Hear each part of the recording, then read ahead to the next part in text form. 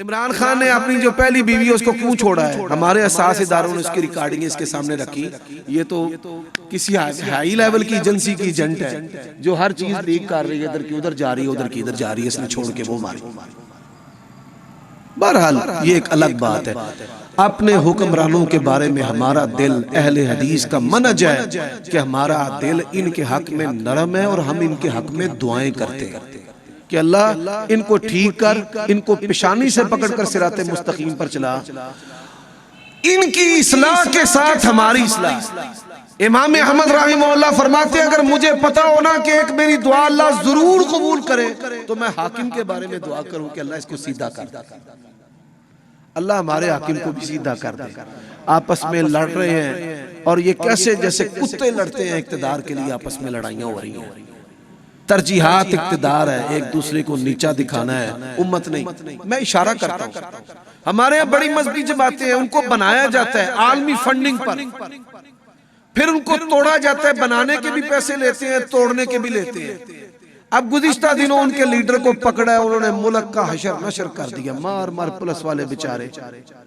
ये पुलिस वाले जो हैं, जिन लोगों के अंदर ख़यानत और रिश्वत नहीं है, वो इस हदीस का मिस्दाक है। जो आंख मुसलमानों की इज्जत, माल, उनके मुआशरों की हिफाजत करती है, अल्लाह ने उस आंख को जहन्नम पर हराम किया।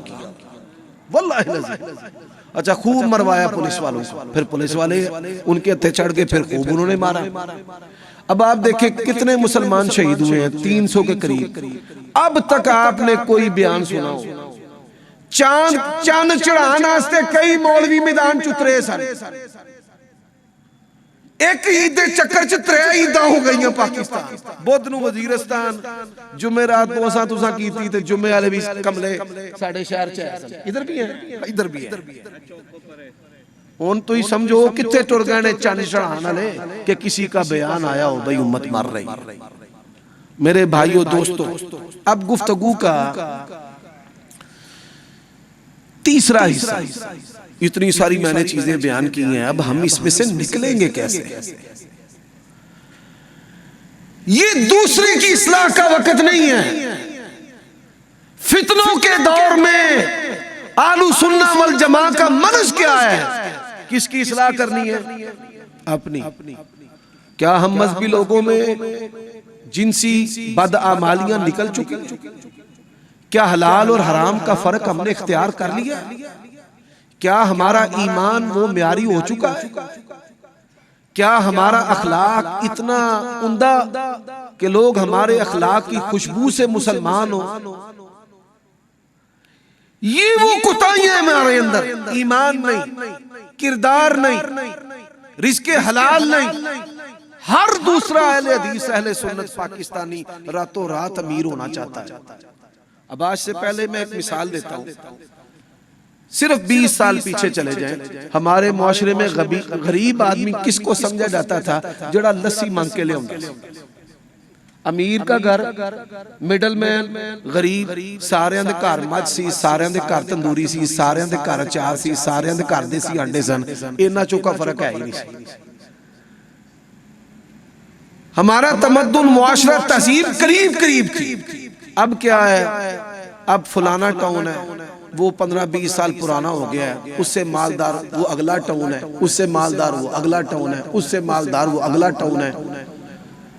ये भी काफरों का तर्ज स्टाइल जिंदगी रहने का, ये इस्लामी नहीं है। इस्लामी क्या है कि ये गरीब है, ये अमीर है, ये दरमियाना है, उसके बारे में पता है भाई उसके घर में आंटी पक रही है नहीं पक रही, बीमार है, उसकी बच्ची की शादी हो रही है नहीं हो रही। ये इसका हल है। ये इसका क्या है? हल।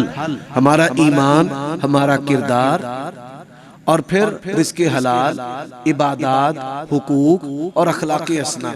जब तक इनफरादी हम इस्लाह ना करें और शैतान के मुकाबला में मोर्चों में डट कर जिसको अल्लाह के नबी ने रिबात कहा है उसको इख्तियार ना करें, नहीं सही हो सकते। अल्लाह की कसम नहीं। आदत बदलना पड़ेगी, तकब्बुर छोड़ना पड़ेगा, मनसब का, माल का, बरादरी का, हुस्न का छोड़ना पड़ेगा। वो तसव्वुर के एक ही सफ में खड़े हो गए महमूद व अयाज, ना कोई बंदा रहा ना कोई बंदा नवा। मैंने एक बंदा आंदा, हाफिज जी एक गल पूछा, ये बीबियां लंघ दियां, उनको बंदा वेखे ना वेखे मौलवी जरूर देखते हैं। मैंने कहा ऐसा नहीं है। उलमा सू के बारे में आप ऐसा कह सकते हैं।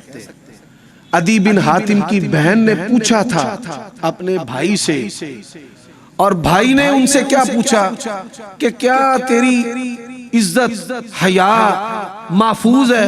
उसने कहा अल्लाह की कसम है तेरे घर के आंगन में मेरी इज्जत इस तरह महफूज नहीं जिस तरह रसूलुल्लाह के सहाबा में महफूज थे। उसकी इस गवाही पर पूरा कबीला मुसलमान हो गया। और मुझे इस म्यार का मौलवी दिखा दो, मैं सदके वारी टूट जाऊं।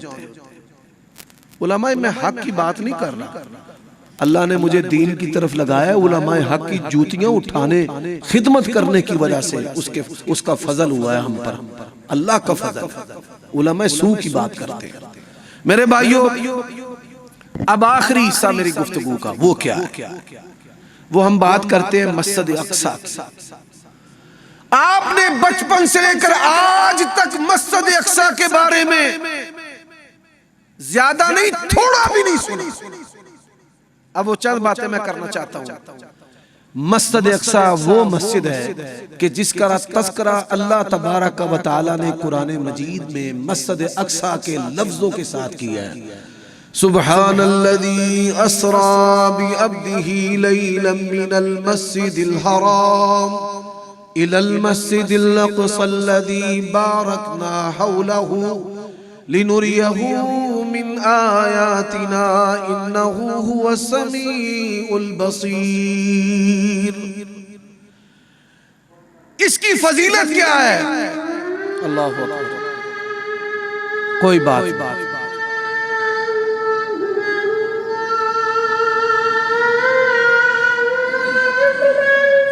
अकबर।